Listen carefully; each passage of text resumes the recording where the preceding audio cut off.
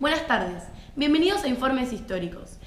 En la edición de hoy vamos a hablar de la década infame, la cual empezó en 1930 y culminó en el 1943.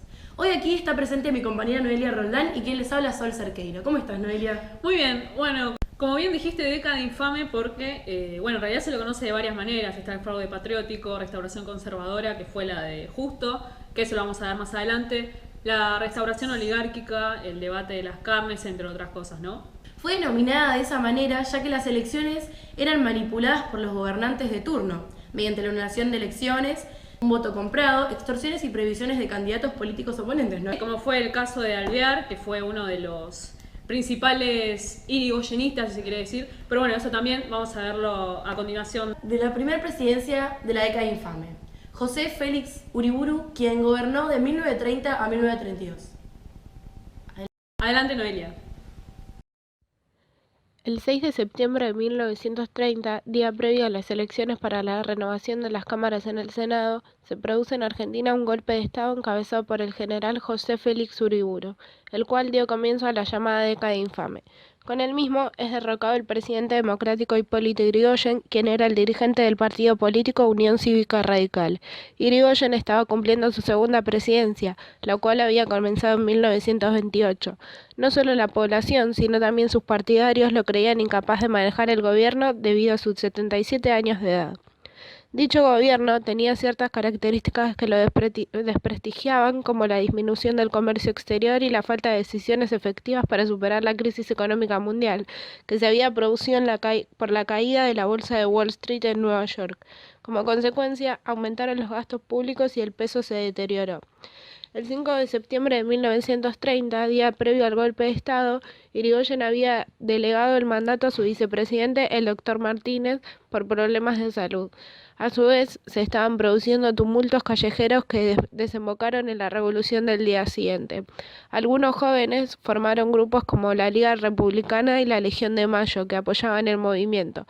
El doctor Martínez fue obligado a renunciar, mientras que Yrigoyen se dirigió a La Plata para refugiarse. Allí firmó su renuncia y luego fue encarcelado en la isla Martín García. Después de 2 años fue liberado, volviendo a Buenos Aires hasta su fallecimiento en 1933.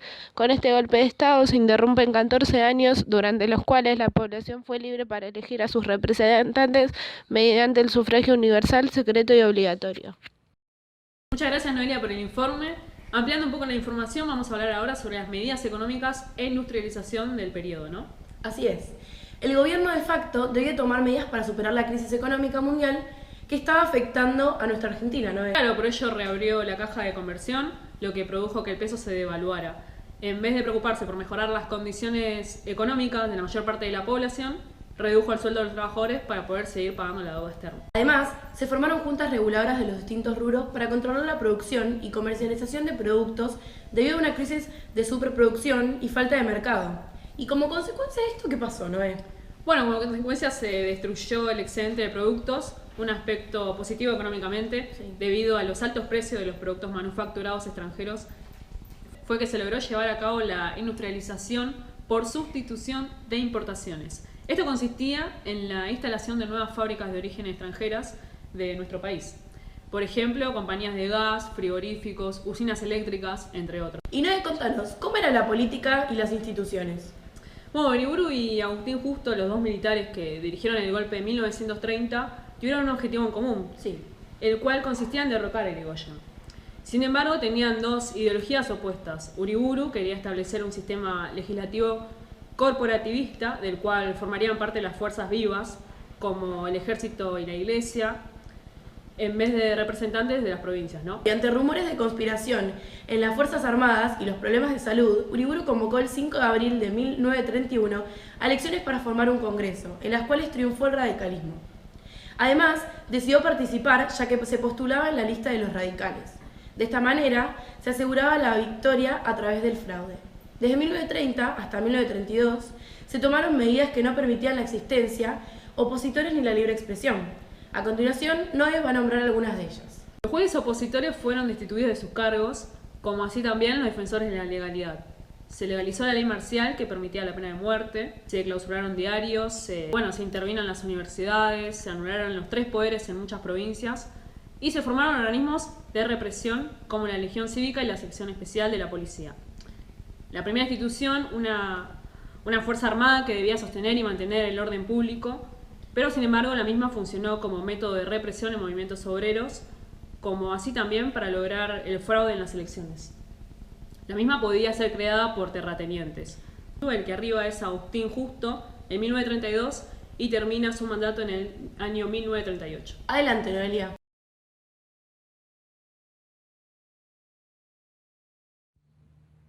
Luego de las elecciones fraudulentas, el 20 de febrero de 1932 asume la presidencia como candidato de la Concordancia, alianza entre conservadores, antipersonalistas y socialistas independientes, el general Agustín Justo con Julio Argentino Roca Hijo como vicepresidente.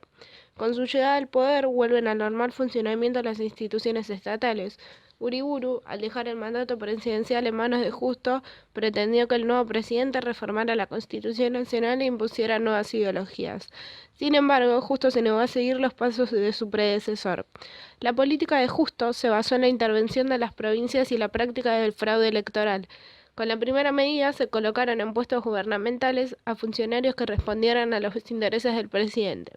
En cuanto al fraude electoral, se realizaron actos de agresión a opositores y votantes junto con la manipulación de las urnas.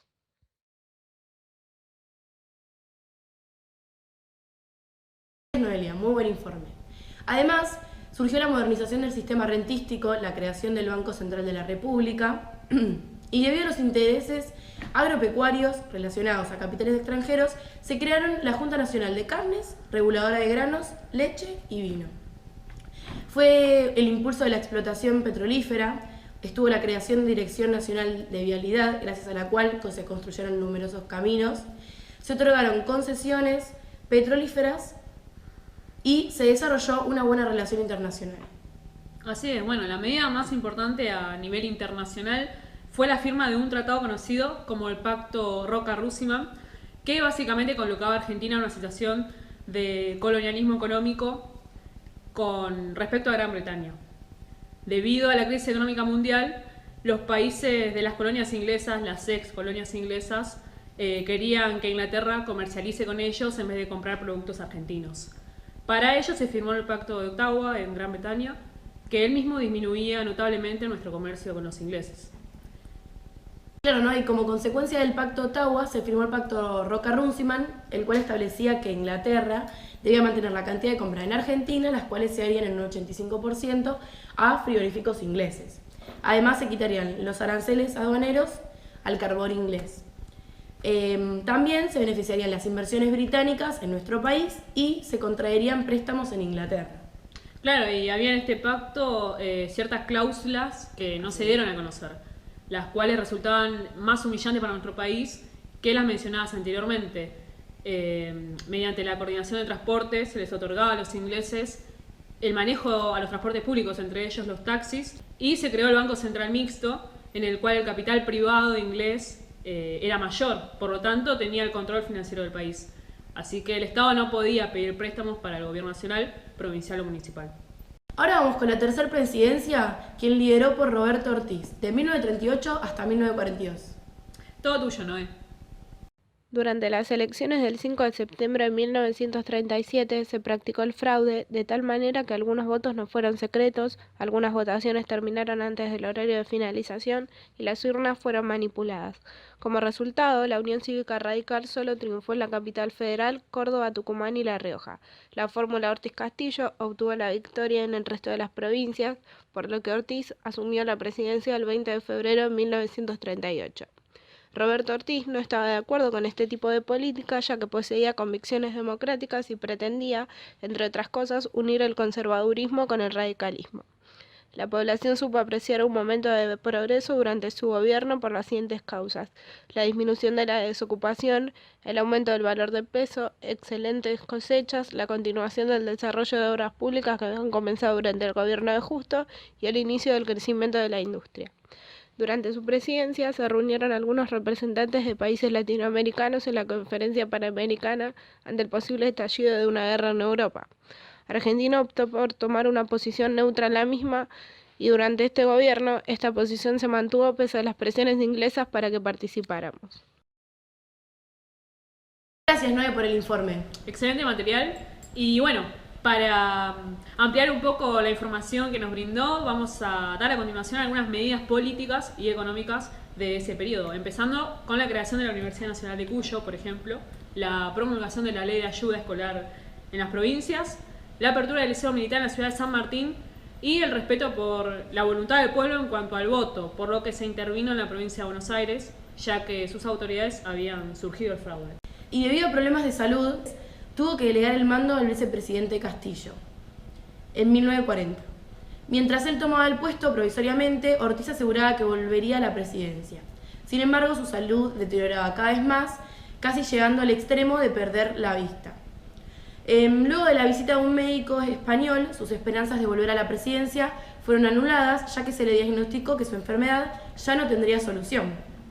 Y en vista de lo dicho por el médico, el 24 de junio de 1942, Ortiz renunció a su puesto y murió el 15 de julio del mismo año.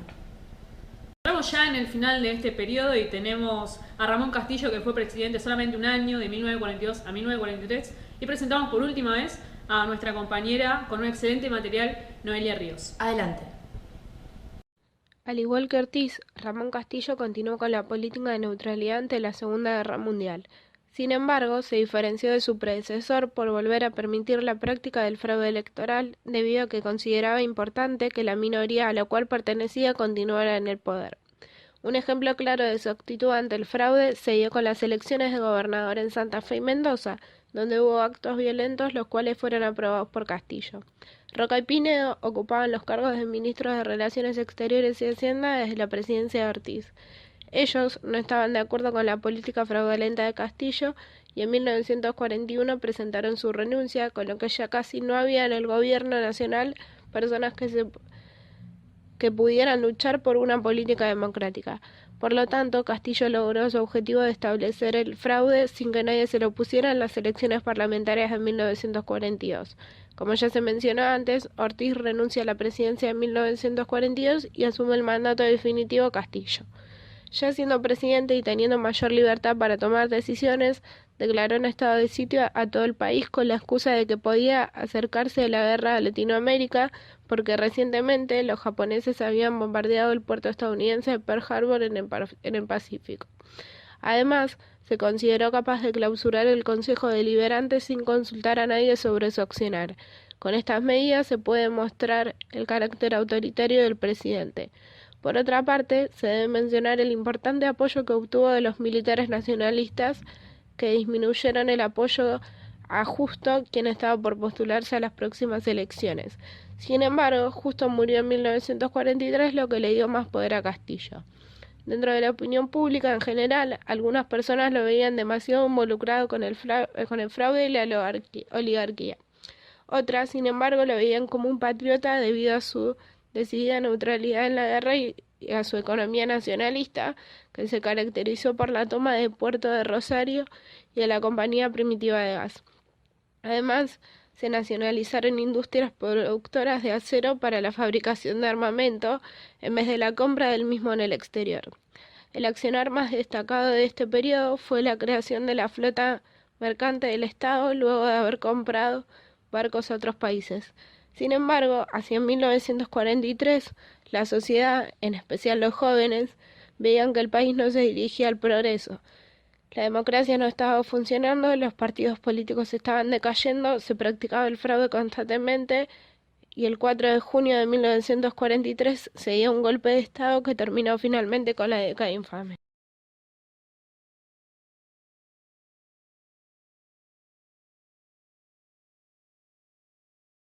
Enfocándonos un poco de las políticas que vivimos y les compartimos a lo largo de esta década infame, tenemos un informe especial de nuestra compañera Sol Giorgetti. Adelante, Sol. Gracias Sol, gracias Noel por la presentación y ahora vamos con un especial de fútbol durante la década infame. En el año 1930 se disputó en nuestro país la cuarta y última edición de la Copa Campeonato, organizada por la Asociación de Amateurs Argentina de Fútbol, que tuvo como campeón al Club Atlético Boca Juniors. Al año siguiente, esta asociación se dividió en dos, dando comienzo a la Asociación Argentina de Fútbol, que siguió organizando torneos amateurs, y a la Liga Argentina de Fútbol, que blanqueó el fútbol profesional. Gracias a esto, en 1931 se disputó el primer torneo oficial de Primera División. Por otro lado, también en 1930 se disputó el primer campeonato mundial de fútbol organizado por la FIFA en Uruguay. Desde este primer mundial participaron 13 selecciones nacionales divididas en 4 grupos, y si bien la selección argentina llegó a la final, fue derrotada por el anfitrión. En cuanto a la vestimenta, la moda de 1920 permaneció durante la mayor parte de 1930, pero a finales de ese año los efectos de la Gran Depresión comenzaron a afectar al público. Para las mujeres, las polleras se hicieron más largas y la cintura fue devuelta a su posición normal para intentar recuperar una mirada tradicional femenina. Además, los sombreros de cloché siguieron siendo populares hasta aproximadamente 1933 y el pelo corto en las mujeres también fue muy popular hasta bien entrada la década del 30. Empezaron a aparecer los cierres de cremallera de fibra sintética, trajes sencillos con toques de color, vestidos de noche con chaquetas a juego, hombros anchos y los tonos del fucsia y el rosa. Los colores predominantes durante esa época fueron los tonos piel, como el marrón claro y el castaño, y durante esa época los abrigos de piel también eran muy habituales, pero como eran muy caros, solamente podían ser utilizados por las clases altas, que también solían decorar estas pieles con toques de seda. Las chaquetas eran forradas y decoradas con bordados de muchos colores en lana y terciopelo. Las pieles más usadas eran las de castor, nutria o bisón. En cuanto a los edificios importantes, los más destacados se encontraban en Mendoza. Durante esta década se realizaron muchas obras públicas en diversas áreas para afrontar la crisis. Se mejoraron las áreas de vivienda, salud, edificios públicos, puentes y rutas. La principal característica que compartían los edificios de la época era su monumentalidad y el uso de nuevos materiales. Con el tiempo, algunos de esos edificios se convirtieron en obras emblemáticas, como el complejo de Playas Serranas, los hoteles de Villavicencio y Poitrerillos, el Hospital Central y el Arco del Desaguadero, entre otros. Estructuras mendocinas que en la actualidad presentan diversas realidades. Me están informando que nuestra movilera Anaí García se encuentra en la calle Esmeralda 425. Anaí, contanos un poco, ¿qué estás haciendo ahí? Buenas tardes a todo el estudio. Nos encontramos en la calle Esmeralda al 425. A mi izquierda verán el que era uno de los cines más antiguos de la década infame, llamado Cine Real, que actualmente se lo conoce como Cine Cultura Plaza. En el año 1933, Ariel Mateski fundó la empresa argentina Sono Film, y la primera película que produjeron se llamó Tango. Así como en los Estados Unidos se había elegido la música del jazz para el primer film sonoro, aquí se optó por el tango y su mundo, el ambiente del conventillo, el cabaret, el malevo, la muchachita buena y las noches de París. Todo esto y mucho más ofrecía Tango, con grandes intérpretes de la canción, las más importantes orquestas y los actores ovacionados en el teatro. Aún quedaron vestigios en el cine mudo de la película Tango. Es claramente visible en los cartones que señalan el cambio en el argumento o el paso a un nuevo tema. Tango es la primera película sonora en Argentina que se estrenó el 27 de abril de 1933 a las 11 de la noche con la dirección de Luis Mogigliar y diálogos de Carlos de la Púa. La película tenía una duración de 80 minutos. Como actores principales podemos observar a Azucena Maizani, Tita Merelo, Libertad Márquez, Pepe Arias, Alberto Gómez, Alicia Vignoli y Mercedes Simone. A continuación veremos un homenaje recordando sus 83 años de estreno.